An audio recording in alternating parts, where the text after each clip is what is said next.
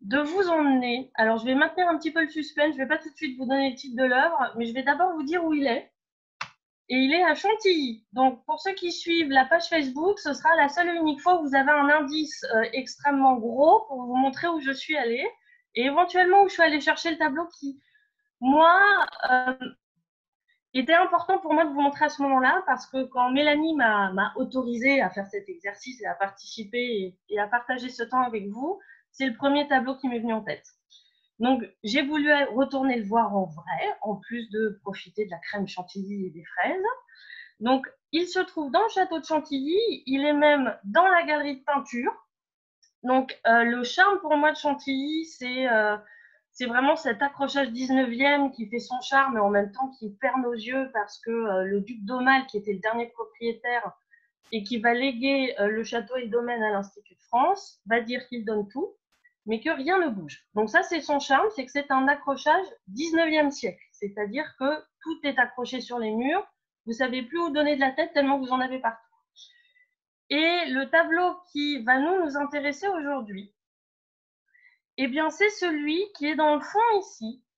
Et d'ailleurs, vous avez beaucoup de chance quand vous allez visiter le château, puisque vous avez son pendant qui se trouve en face. Donc, vous avez le duo et le tableau qui va aujourd'hui attirer toute notre attention, c'est le Déjeuner d'huîtres de Jean-François de Troyes. Alors, quand on regarde ce tableau et qu'on zoome ou même qu'on laisse juste son regard vraiment vaquer, eh bien, on va être tout de suite happé par cette joie de vivre. Et c'est ça qui, moi, m'a tout de suite fait percuter en me disant on est au moment du déconfinement, c'est la joie de vivre, j'ai envie de montrer un tableau qui montre ces moments d'intimité, cette gaieté. Et donc, on va retrouver dans ce cadre intérieur ce groupe de nobles qui est attablé, qui est en train donc de manger des huîtres, puisque c'est le titre du tableau, et qui nous montre un décor très riche, ce qu'on va appeler le style rocaille ou le style rococo. Hein, vous pouvez avoir les deux noms qui sont donnés. Et c'est donc une scène intime, d'intérieur, et ça correspond aussi à un style de peinture qu'on appelle la peinture de genre.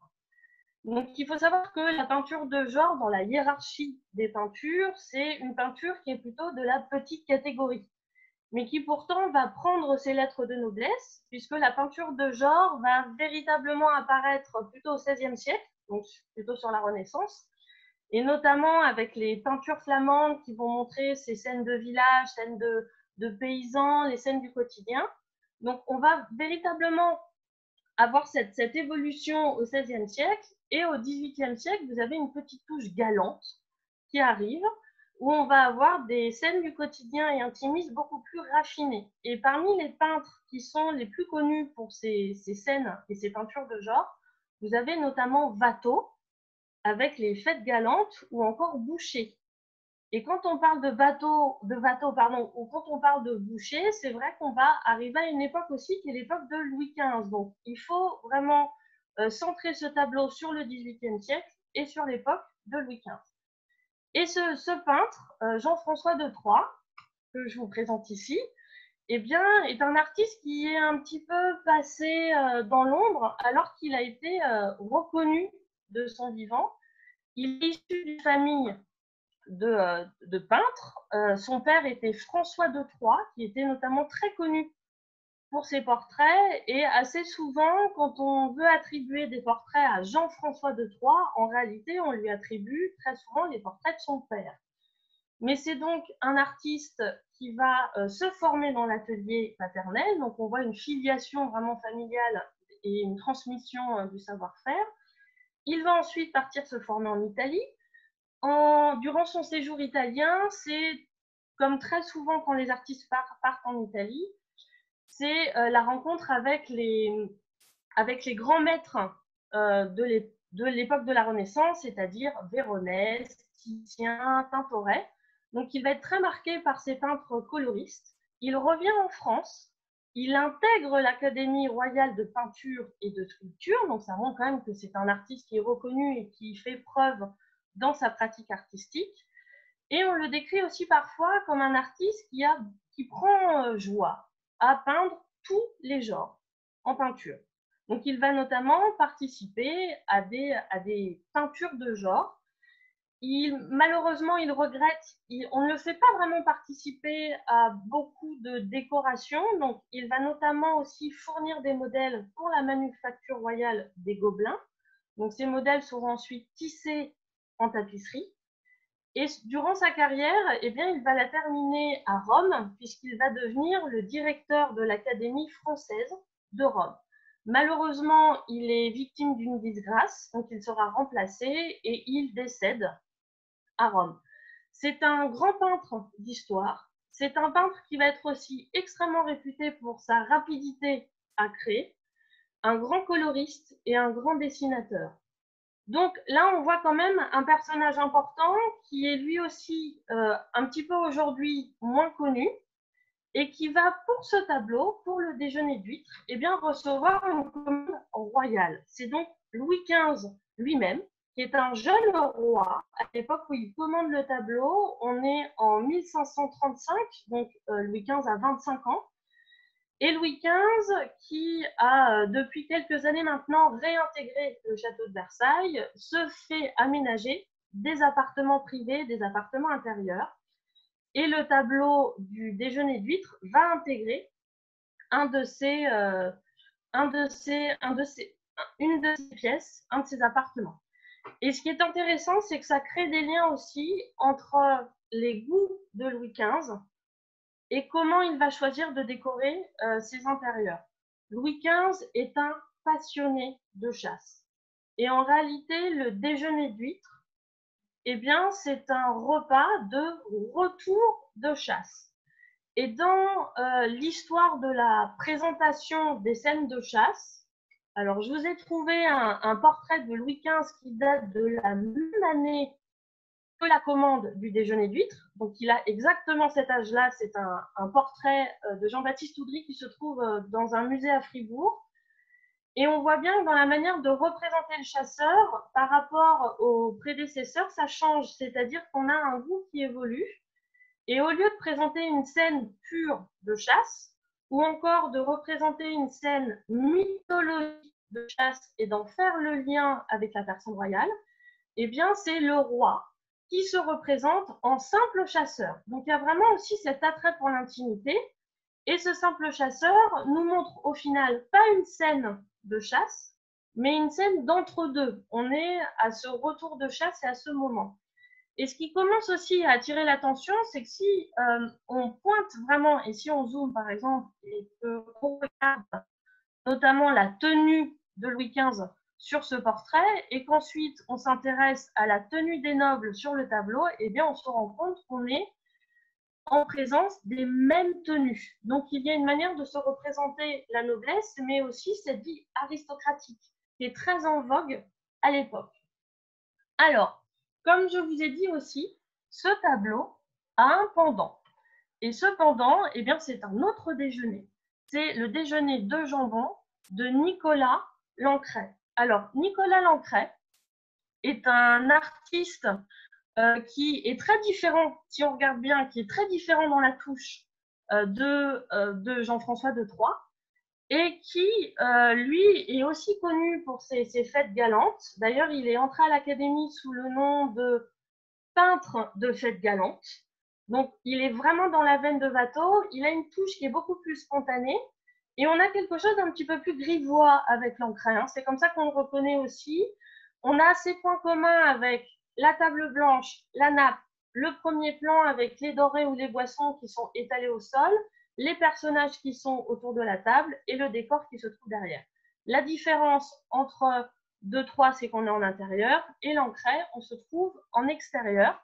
Mais surtout avec Lancret, ils se sont un petit peu plus lâchés, puisqu'on a même un personnage qui a le pied sur la table, on voit qu'on verse, les tenues, les chemises sont un petit peu plus ouvertes.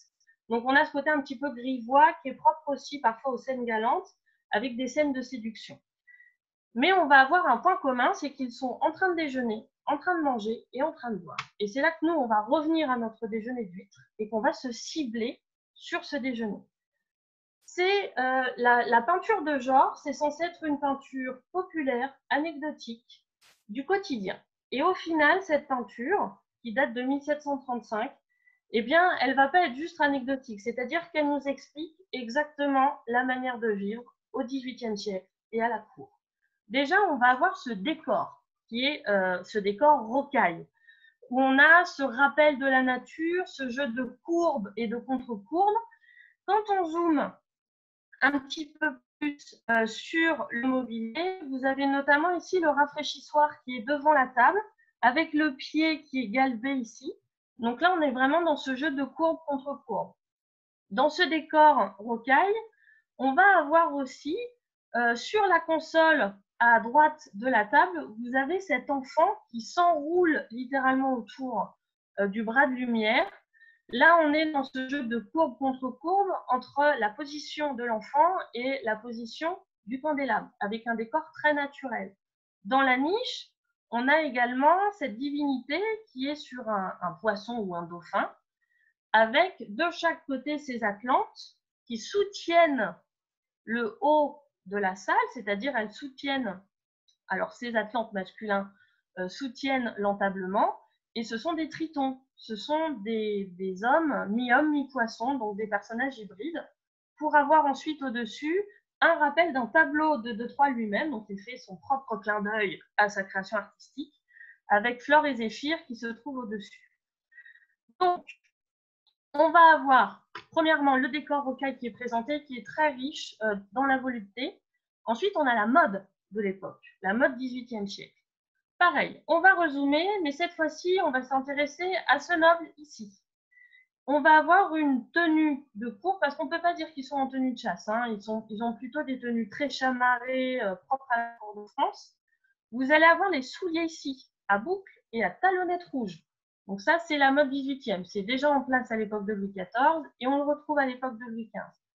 Des bas, soit de couleur blanche, soit de couleur claire, ou ici rouge, mais on voit qu'il a fait un assortiment de couleurs entre son bas et ensuite son manteau.